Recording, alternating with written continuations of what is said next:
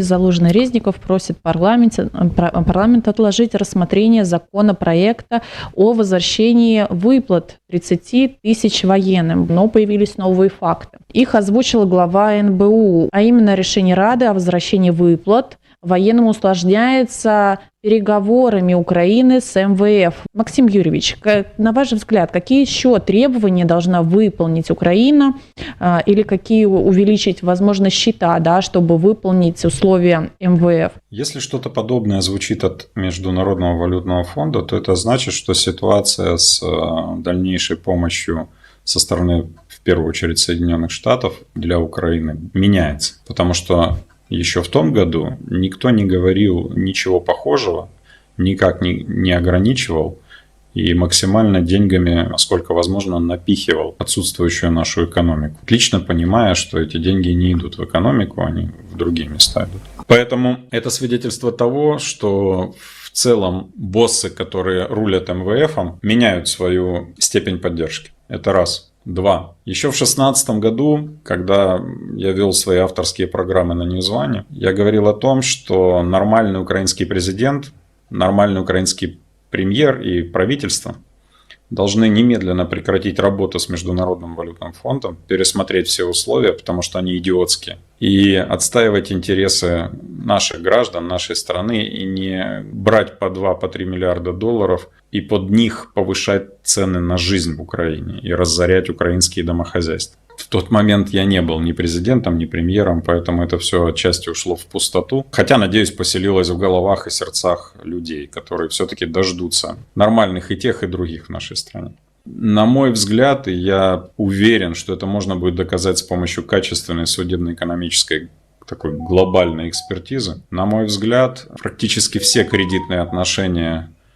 нашей страны после Майдана с теми или иными кредиторами являлись заведомо ненужными, опасными, невыгодными, влекущими за собой только минусы для нашей экономики. И все, кто в них участвовал, как минимум с украинской стороны, являются настоящими вредителями и государственными изменниками, потому что они намеренно засаживали нашу страну в долговую яму. И им не должно быть прощения и пощады, потому что за всеми этими цифрами стоят вот те минус 2 миллиона, например, пенсионеров. И в целом, это еще при Зеленском его министр Дубилет проводил перепись населения по сим-картам. Так вот, по мнению Дубилета, 37 миллионов осталось на момент прихода Зеленского.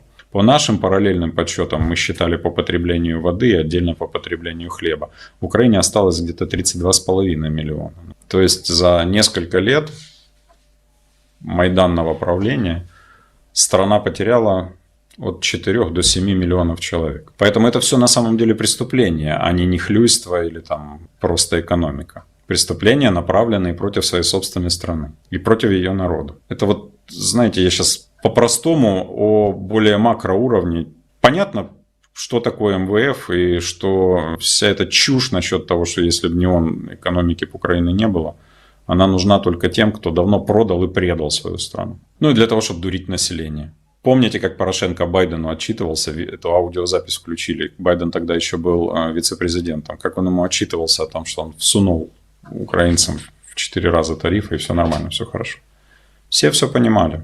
Look, what we're doing now, I think that within last 3 weeks, we demonstrate the real great progress in the reform. We voted in the parliament 100% tariffs, despite of the fact that the IMF expected only 75%.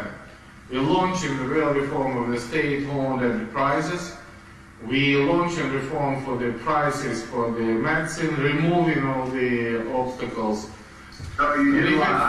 А теперь, что касается этой конкретной ситуации. Ну, я не знаю, зачем это делает главком, потому что подобная информация в глазах его подчиненных, солдат и офицеров точно крайне негативно на нем скажется. Возможно, его кто-то перехитрил и таким образом просто сбивают его. Я не знаю, заставили или не заставили, или договорились.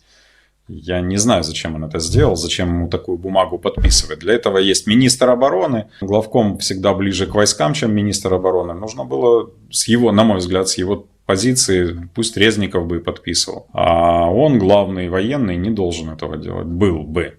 Но так как он это сделал, это точно не в его пользу будет. В глазах солдат и офицеров. Зачем это сделано? Ну, возможно, для того, чтобы в том числе минимизировать те самые риски конкурентности с его стороны по отношению к действующему президенту. Возможно, так.